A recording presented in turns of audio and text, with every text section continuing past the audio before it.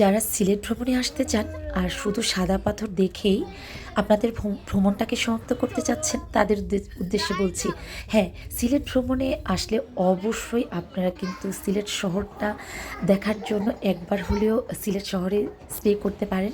হ্যাঁ, আমরা যেহেতু সিলেট শহরে হজরত শাহজালালের মাজার, সেই সাথে হচ্ছে চা বাগান রয়েছে, আবার সিলেট শহরটা পুরো ঘুরে দেখব, তাই কিন্তু আমরা সিলেট শহরে স্টে করেছিলাম। আর আমরা যে হোটেলে উঠেছিলাম সেই হোটেলটা কিন্তু ভীষণই সুন্দর ছিল, আর এর প্রাইসও কিন্তু খুব একটা বেশি ছিল না।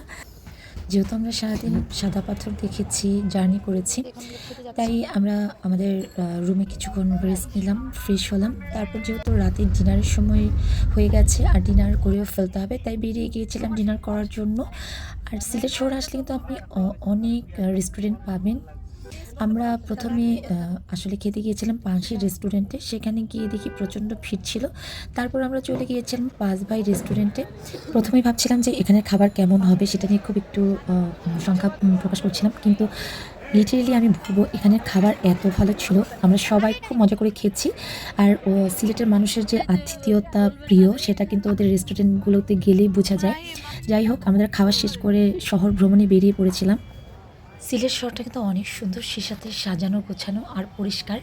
আর প্রথমেই আমরা যে জায়গাটা দাঁড়িয়ে আছি সেটা হচ্ছিল কিং ব্রিজের ঠিক সেই গেটটার সামনে। এটা ছিল Sylhet circuit house. Circuit house কি মানে জানি, আমি তো আসছি প্রথম, জীবন তো আসি।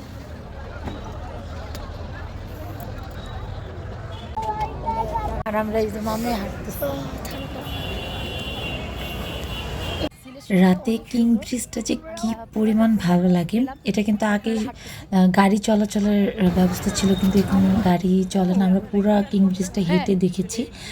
আর এখন হচ্ছে আপনাদের যেটা শেয়ার করব সেটা হচ্ছে সেই ঐতিহাসিক আলী আমজাদের ঘড়ি। আর ঘড়িটা কিন্তু ঘড়ির সামনে দাঁড়িয়ে আছে। ঘড়ি দেখার পর কিং ব্রিজের নিচ দিয়ে ওপারে গেলাম, যাওয়ার পর হচ্ছে এটা ঠিক সুরমা নদীর উপরে কিং ব্রিজটা। আর এই সাইডে এত সুন্দর বসার জায়গা আর প্রচুর ফুড কোর্ট ছিল। রাত 11টা বাজে, কিন্তু সবাই কি সুন্দর এখানে ফুড কোর্টে খেতে এসছে।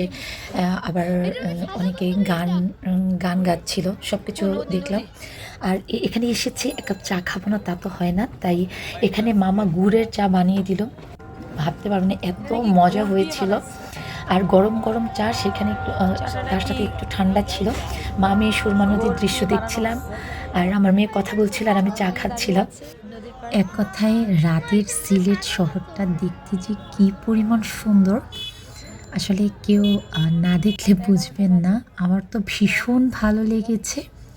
এভাবে আমরা পুরা রাতে সিলেট শহরটা ঘুরে দেখলাম, চা খেলাম, খুবই ভালো লেগেছে। যেহেতু রাত হয়ে গেছে, এখন আমাদের রুমে ফিরে যেতে হবে, তাই চলে গিয়েছিলাম। ভিডিওটা